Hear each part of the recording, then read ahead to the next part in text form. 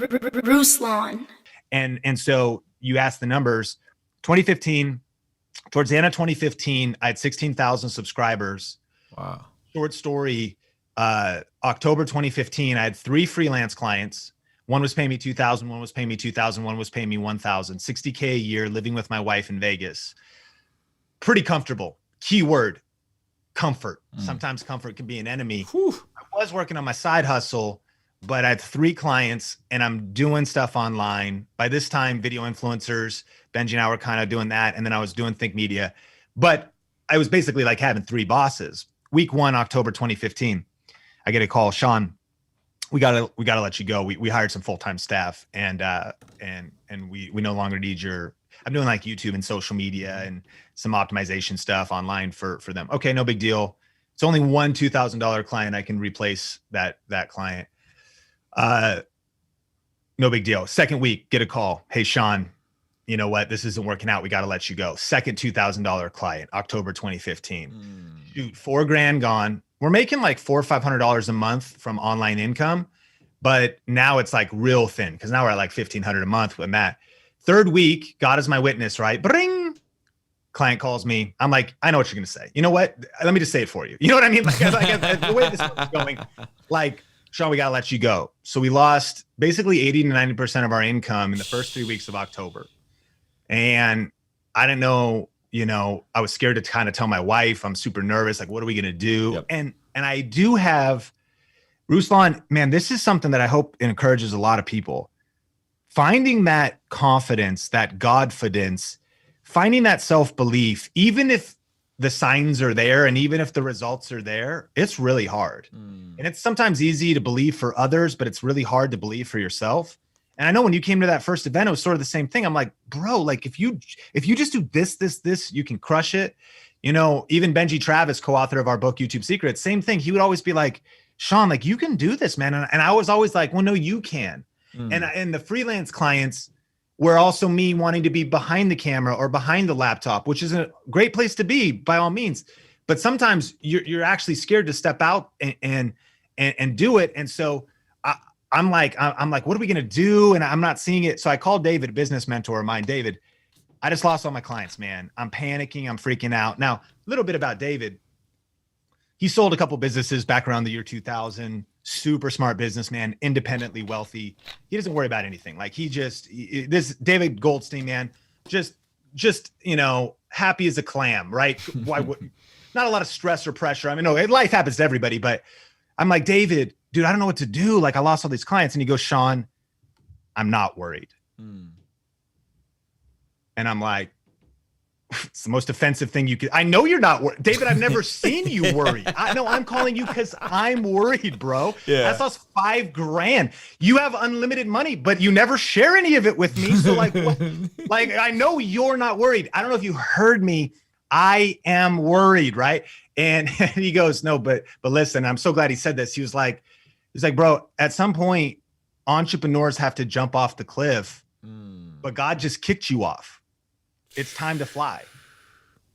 And I was like, okay. And it was something like someone speaking that word into me was sort of that unlock, because I could have went and pursued other freelance clients and that would have been an okay path. Maybe that's the direction some others should go.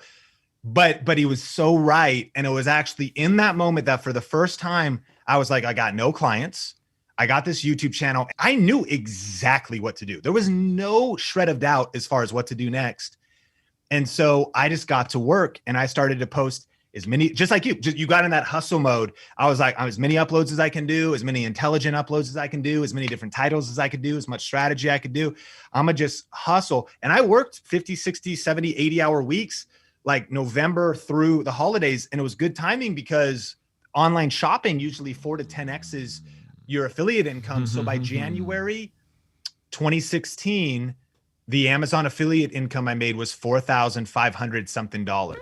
Come on. YouTube AdSense was like another 700 or so. So that 5K had been replaced 2 months later, to your point, built on the fact that I was chipping away at my side hustle for the past 5 years before that. Yes. but it gave me the foundation to build up off of. I call it the 25% rule. When should you go full time? If you can earn 25% from your side hustle while you're working a main hustle, you've identified. Don't email me if you try this and like you end up homeless. But listen, if you can earn 25%, if you need $4,000 a month, and you're making an extra $1,000 a month from your side hustle after your 40 whatever hour a week job, what would happen if you go full in? I think some people jump too early. They haven't verified their side thing. But because I had that foundation, and then from there, Ruslan, it was insane. And it wasn't just knowing what to do on YouTube. From there, then it was team and online courses and events and everything that God had been birthing in my life and working out in my life for the past 15 years. Because then it was 16,000. We're at 1.6 million now. We have a video podcast, different things. It just started to build up, and a team that runs kind of the whole Think Media movement. And so anyways, and I want to encourage people, a verse came to mind, which was in Proverbs that said, a foolish son goes fishing during the harvest.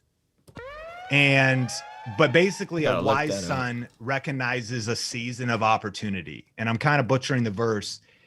And that's not a verse condemning fishing. There's the importance of rest, of course.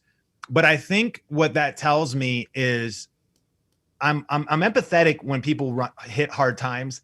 And if I could even speak a little bit to men and fathers and leaders and kind of business, but like, and if you need to get rescued, and you need rescue because you get blindsided by life, that's also what generosity in the local church is for. However, I think a lot of people sleep during the harvest and then they don't have anything to show when tough times come. They're not positioned for them. And I got crushed. My family got crushed in 2008-9, just as the same. And I think that was a blessing because you and I, basically, we just went through kind of the same thing. It looked different. And so we were like, I'm not going to do that again. And it was sort of gave us a whole different energy towards that. And by the way, since that time, for the last 10 years, I've been getting prepared. What I'm talking about is like Joseph, there was something about wisdom from God that was like, look, dude, there's 7 years of prosperity, but there's going to be 7 years of famine. And I think famine surprises families. It surprises leaders. It surprises pastors. You should not be surprised by famine. We're so surprised. That's going to be, since the foundations of the earth, it's summer, winter, spring, fall. Like it's these seasons are going to be happening. So if you're a wise son, you're not going to go fishing during the harvest. What does that mean? It means that I wanted to encourage everybody listening. Look, I get it. You got a couple kids and maybe a couple jobs or whatever, but what are you building on the side as just that God could give you, that you could, a little side income, a little something you have for a rainy day, a little something that might turn into your main thing or might just be something you put away because you realize that the getting is good right now. And what I mean is online, YouTube. Like you don't want, it's too late to start YouTube now. Like, bro, ship sailed, man. I mean, that's cool. You started like 10 years ago, but no, when's the best time to start YouTube? Well, yeah, back 2005 when it started. When's the second best time? Right now. When's the best time to plant a tree? 10 years ago. When's the second best time to plant a tree? Right now. It's like you got to just get in, start building something. And this is never overnight, but be preparing today for, if you will, the uncertainty of tomorrow. Always plant seeds today for the harvest that you want to reap tomorrow. And understand, like the farmer, that like that doesn't happen overnight. So it happened, Ruslan. It in a way happened overnight. Holy crap. Like all of a sudden, Sean just boom, like that first year, we ended up $200,000 in top line revenue for the company and already had a couple people. Then it was like 700, then it was like 7 figures. But even that was not overnight. Overnight success takes 10 years. It takes all of that developmental chipping away, the roots going down before all of a sudden it springs up in an instant. Like, whoa, look at all that. You're like, nah, dude, there's been invisible roots growing over the past seasons, preparing for everything that you're seeing today. Hey, thank you so much for making it through the end of this video. If you enjoyed it and maybe you're feeling inspired to jump into some YouTube creator content, maybe you're an expert in the field, I have a super dope course coming very soon. No, it's not a $5,000 or $1,000 mastermind course. It's going to be extremely affordable. So that's on the way, but we want to give you guys a free training and PDF that's available right now. So be sure to opt into that in the description below or in the cards. Joshua the King came down and bore it all. conversations in front of the fireplace. All of my mistakes, how do I erase? Wanna operate at a higher pace. Birth pains causing the body to dilate on a first name basis with the worst pain face.